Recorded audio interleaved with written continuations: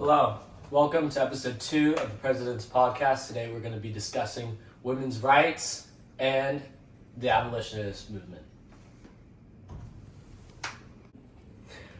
In today's episode, we'll be highlighting key organizations and key figures, including William Lloyd Garrison, Frederick Douglass, the Grimke sisters, Susan B. Anthony, Elizabeth Cady Stanton, and Sojourner Truth.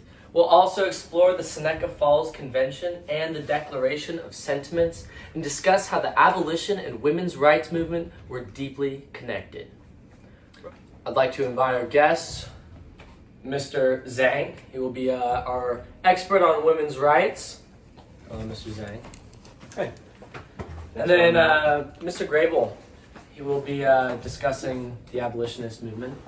And our historian, our connector, if you will, for the two topics. Hello, Mr. Rohan. All right, let's begin. All right, starting with Mr. Grable. What was the abolitionist movement? The abolitionist movement focused on ending slavery in the United States immediately and permanently. One of the leading organizations was the American Anti-Slavery Society. Founded in 1833, it circulated petitions, printed newspapers, and worked to persuade Americans that slavery was both morally wrong and fundamentally incompatible with a free society. One of the most influential voices was William Lloyd Garrison, who founded the newspaper The Liberator. In it, he argued forcefully that slavery could not gradually be faded out, it needed to end at once. His writing was uncompromising and helped set the tone for the movement. Yeah, anyone else? Another key leader was Frederick Douglass, who had escaped slavery and used his own experience to speak with unparalleled authority. He published The North Star, a newspaper that argued for abolition and equal rights. Douglass became one of the most powerful public speakers of the 19th century. The Grimke sisters, Sarah and Angelina, were unusual figures because they came from a wealthy Southern slaveholding family. Witnessing slavery firsthand led them to reject it entirely.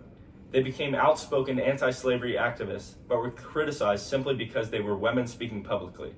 And finally, Sojourner Truth, who was formerly enslaved, used her speeches to advocate not only for emancipation, but also for women's equality.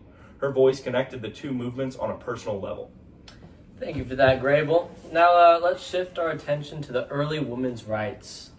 Yeah, so the women's rights movement emerged in part because many female abolitionists noticed that while they were fighting for freedom and equality for others, they lacked basic rights.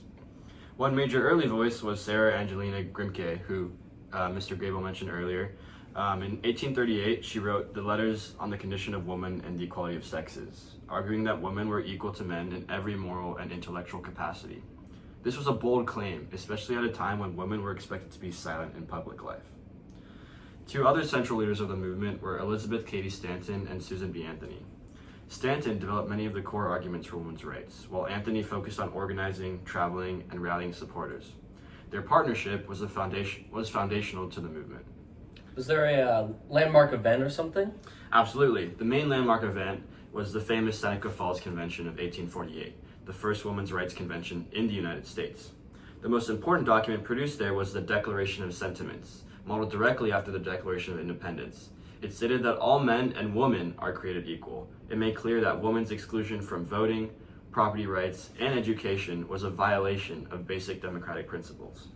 Nice. And Mr. Rohan, if you want to connect these movements, kind of tell us what it's all about in the end, you know? Yeah, absolutely. So these movements were intertwined because many women first became politically active while working in abolitionist organizations.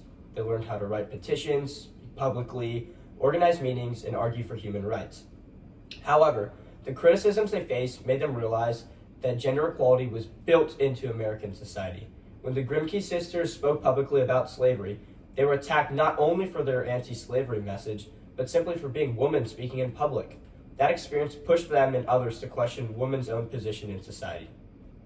Frederick Douglass was actually present at the Seneca Falls Convention, and he argued in favor of women's suffrage, showing that some abolitionists believed the fight for equality needed to be universal.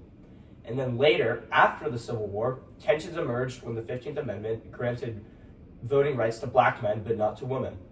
Some activists thought the movements should stay united. Others believed that fighting for women's voting rights needed to be the next priority. Those disagreements complicated the relationship between the movements, but both continued to shape the landscape of American politics. Thank you for that, gentlemen.